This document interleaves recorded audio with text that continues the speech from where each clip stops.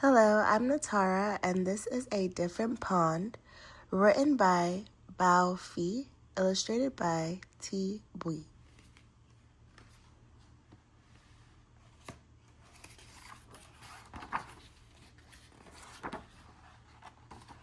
For my family and for the refugees everywhere, for the working class and all the young dudes. Dad wakes me quietly so Mom can keep sleeping. It will be hours before the sun comes up. In the kitchen, the bare bulb is burning. Dad has been up for a while making sandwiches and packing the car. Can I help? I ask. Sure, my dad whispers and hands me the tackle box.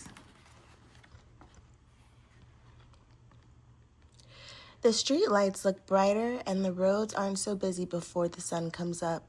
Dad turns on the heater and tells me stories. A kid at my school said my dad's English sounds like a thick, dirty river. But to me, his English sounds like gentle rain. We stop at the bait store on Lake Street.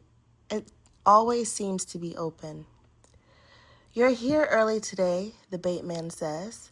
I got a second job, my dad explains. I have to work this morning. On a Saturday, the bait man asks. My dad nods. I feel the bag of minnows move. They swim like silver arrows in my hands. It's still dark when we get to the pond. We park the car and climb over the divider between the road and the trees. My dad holds my hand and walks ahead through the tangle in the scrub. Step where I step, he says. I am thinking about what Dad told the bait man. If you got another job, why do we still have to fish for food, I ask. Everything in America costs a lot of money, he explains. I feel calluses on his hands when he squeezes mine. Sometimes, a Hmong man is at the pond. He speaks English like my dad and likes to tell funny stories. Sometimes there's a black man there too. He shows me his colorful lure collection. This time, it is just me and my dad. It is a little bit cold. I rub my hands together, yawn, and look up to see faint stars like freckles. As Dad sets up a clearing, I gather small, thin twigs for a fire. They need to be dry and clean. I count 1, 2, 3, 4, 5, 6, 7, 8, 9, 10, and then 10 more for later. I put some rocks in a circle and set up the twigs. Like a volcano, Dad reminds me. I set one end of each twig down, the other up, leaning them in so they rest against each other and hold each other up. I get it to light with just one match. Dad nods.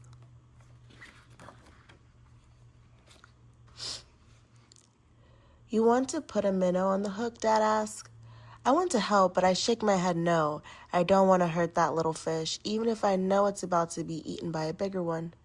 My dad smiles. He isn't upset with me. Dad hands me a sandwich, cold bologna between 2 pieces of bread. Careful of the spicy stuff, he says.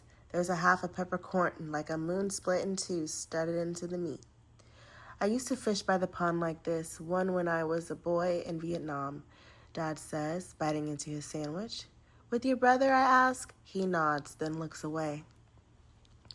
Dad tells me about the war, but only sometimes. He and his brother fought side by side.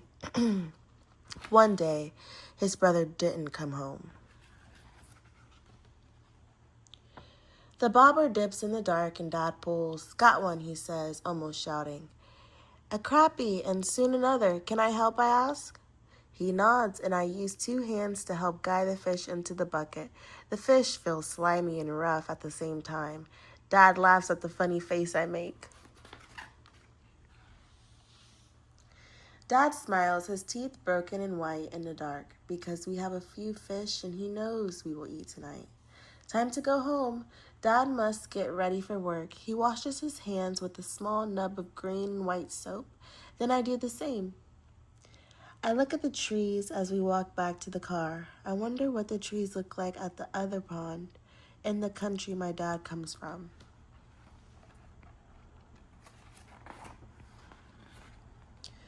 By the time we get home, the sunlight coming through the windows is just a faint tint, blue and gray instead of gold. At home, Mom looks tired, but she smiles at the fish in the big white bucket.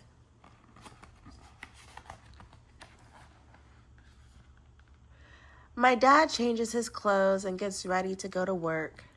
He pats me on the back and says to Mom, "Our boy did a good job with the fire today." "You learn so quickly," Mom says. Then she asks me to help with the fish before she has to go to work too. I'm sad that she and Dad must leave, but not too sad. I know that later on they will both come home. "Look after your baby brother," Mom reminds me, my brothers and sisters. She means me. She gets on her bike and goes to work. I'm not a baby, I think to myself. I help catch dinner.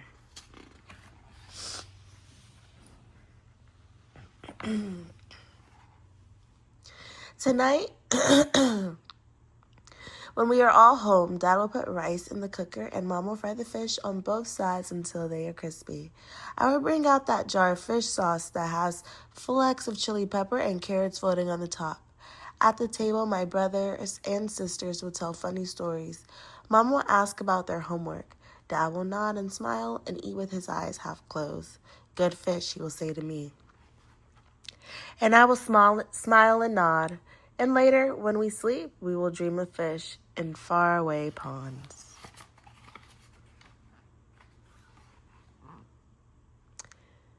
Note from Bao Phi.